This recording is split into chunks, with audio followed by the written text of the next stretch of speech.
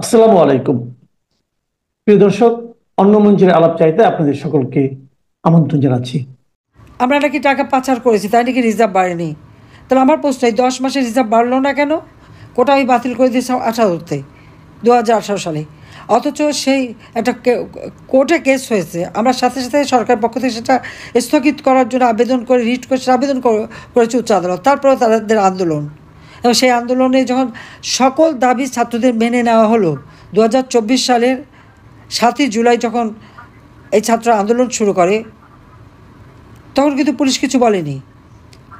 7 জুলাই থেকে 14 জুলাই পর্যন্ত নির্বিঘ্নে তারা আন্দোলন করেছে। তাদের বরং সব রকম সুরক্ষা দেওয়া হয়েছিল। মেয়েরা সারা রাত থাকলে সেখানে আমরা পাহারা দেওয়ার ব্যবস্থা করেছিলাম, যেন কোনো ক্ষতি না হয়।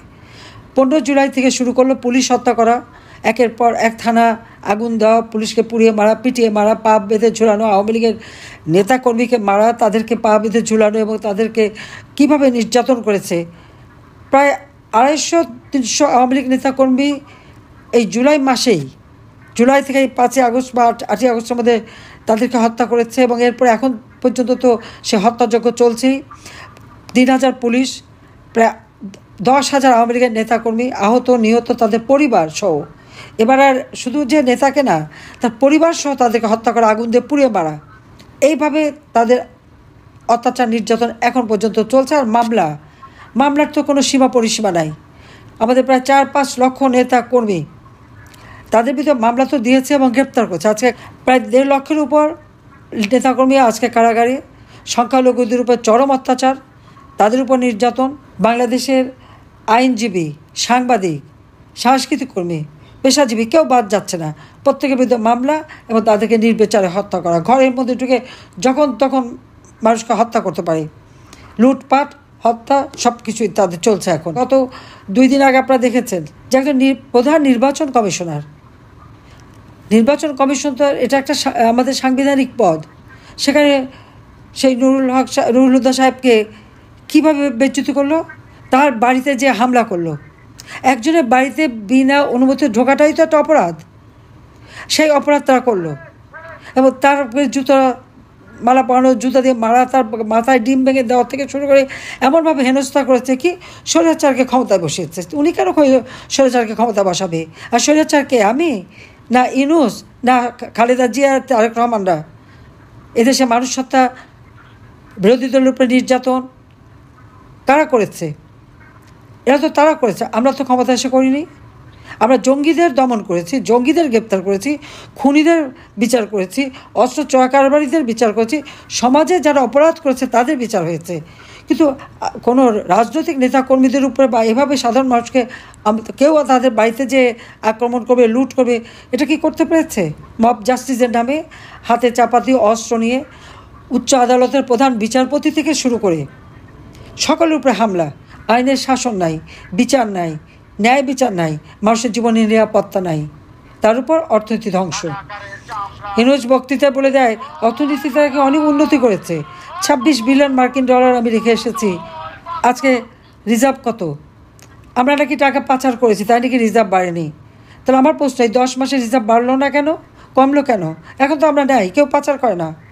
90,000 কোটি টাকা শেয়ার মার্কেট থেকে চুরি, একজনের বাড়ি ঘর লুটপাট, দখল, ধ্বংসযজ্ঞ করা, হত্যা করা, নির্যাতন করা, সংখ্যালঘু সম্প্রদায়ের উপরে নির্যাতন, হিন্দু, বৌদ্ধ, খ্রিস্টান, এমনকি মাজার শরীফ, সেখানে আক্রমণ, সেগুলো আগুন দিয়ে পোড়ানো।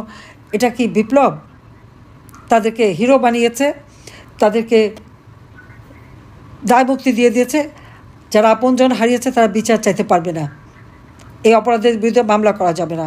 এটা কোন ধরনের কথা? আজকে দেশে ন্যায় বিচার নাই, মানুষের দ্রব্যমূল্য ঊর্ধ্বগতি, মানুষের আয় নেই, উপার্জন নাই, অর্থনীতিকে একেবারে ধ্বংস, কোনো বিনিয়োগ নাই, রপ্তানি কমে গেছে, আমদানি কমে গেছে, একের পর এক ইন্ডাস্ট্রি বন্ধ, প্রায় 2 লক্ষ শ্রমিক বেকার। আজকে কৃষকের পেটে ভাত নেই, কৃষক প্রত্যেকটা সার, বীজ, সব কিছু দাম বেড়ে গেছে। দেশের মানুষের জীবনে নাবিশ্বাস উঠে গেছে, কোনো মানুষের জীবনে নিরাপত্তা নাই, কোনো মানুষের জীবনে শান্তি নাই। প্রত্যেকটা মানুষের জীবনে শান্তি কেড়ে নিয়ে মুষ্টিমেয় লোক 2 হাতে লুটপাট করে যাচ্ছে। ক্ষমতা পেয়ে ইউনূসেরই তো লাভ, ম্যান পাওয়ারের ব্যবসা, ডিজিটাল ওয়ালেটের ব্যবসা, ইউনিভার্সিটি ব্যবসা, নানা ধরনের ব্যবসা বাগিয়ে নিয়েছে, আর সব দখল। আর তার সাথে তার ওই সমন্বয়করা রাতারাতি আঙুল ফুলে কলা গাছ। আর ভোট চুরি, আওয়ামী লীগ কখনো পিছনের দরজা দিয়ে ক্ষমতা আসেনি, ভোট চুরি করেও ক্ষমতা আসেনি। আওয়ামী লীগ সবসময় জনগণের ভোটে নির্বাচিত হয়ে জনগণের ম্যান্ডেট নিয়ে সরকারে এসেছে। আর সেই সরকার এসেছিল বলেই 2008-এর নির্বাচনে জয়ী হয়ে 2009 সালে সরকার গঠন করার পর থেকে 2024 সাল পর্যন্ত বাংলাদেশের আর্থসামাজিক উন্নতি আমরা করেছি। ইউনূস শ্রমিকের অর্থ আত্মসাৎ করে শ্রমিক আদালতে সাজাপ্রাপ্ত আসামি। সে যখন শপথ নেয় তখনও কিন্তু সে সাজাপ্রাপ্ত আসামি। আজকে ওই আসামি ক্ষমতায় বসেছে। আর আপনারা দেখেছেন এখন 2 আসামি এক হয়েছে।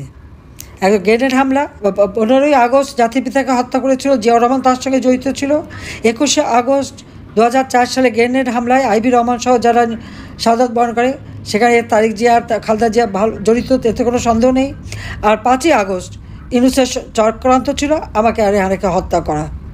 সে তো তার সমন্বয়কদের দিয়ে কাজ করিয়েছে, তার এজেন্ট দিয়ে কাজ করিয়েছে, এবং সেটা ইউনূস তো নিজেই বলেছে আমেরিকায়, বিল ক্লিন্টন ফাউন্ডেশনে যে বলেছে এই আন্দোলনের কোনো নেতা ছিল না, ছাত্র জনতা না, এটা হচ্ছে ইউনূসের মেটিকুলাসলি ডিজাইনড আন্দোলন এবং মাস্টার মাইন্ড দ্বারা।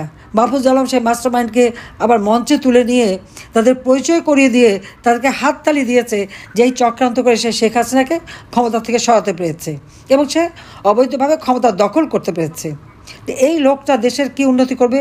কাজে সকলে আজকে ঐক্যবদ্ধ হতে হবে। যারা ক্ষতিগ্রস্ত প্রত্যেকে এই ব্যাপারে আন্তর্জাতিক আদালতে ইউনূসের বিরুদ্ধে নালিশ জানাতে হবে যে সে কীভাবে আপনাদের ক্ষতি করেছে, ঘরবাড়ি পুড়িয়েছে। এর হাত থেকে দেশকে রক্ষা করার একটাই উপায় যে সকল কাজকে ঐক্যবদ্ধ হতে হবে। আপনারা প্রবাসে থাকেন, আপনার দেশে আপনাদের যারা নেতাকর্মী আছে নির্যাতিত, তাদের পাশে দাঁড়ান। আপনারা অনেকেই সাহায্য করছেন, সেজন্য ধন্যবাদ জানাচ্ছি।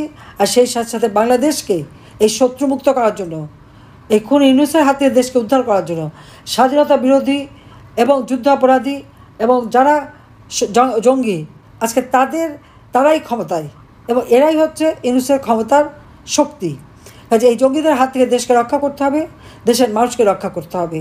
কাজে একে হটিয়ে দিয়ে বাংলাদেশে আবার গণতন্ত্র ফিরিয়ে আনা, বাংলাদেশের মানুষের শান্তি নিরাপত্তা নিশ্চিত করা, বাংলাদেশের অর্থনৈতিক উন্নতির অগ্রযাত্রা অব্যাহত রেখে উন্নয়নশীল দেশ হিসেবে যেন বাংলাদেশ এগিয়ে যায় এবং 2041 সালের মধ্যে বাংলাদেশ ক্ষুধা দারিদ্র্যমুক্ত উন্নত সমৃদ্ধ সোনার বাংলা হিসেবে স্মার্ট বাংলা আমরা গড়ে তুলব ইনশাল্লাহ। তার জন্য সকলকে ঐক্যবদ্ধ থাকতে হবে। ঐক্যবদ্ধ থেকে আপনারা আপনার দেশের ভিতরে যাতে সংগ্রাম চলে এবং বাংলাদেশের বর্তমান অবস্থা বিশ্বের কাছে যে দুঃশাসন, এই দুঃশাসন এটা জনমত সৃষ্টি করতে হবে, এটা তুলে ধরতে হবে। বাংলাদেশের মানুষ এই দুঃশাসন থেকে ইনশাল্লাহ মুক্তি পাবে। সবাইকে ধন্যবাদ। জয় বাংলা, জয় বঙ্গবন্ধু, সবাইকে খোদা হাফেজ।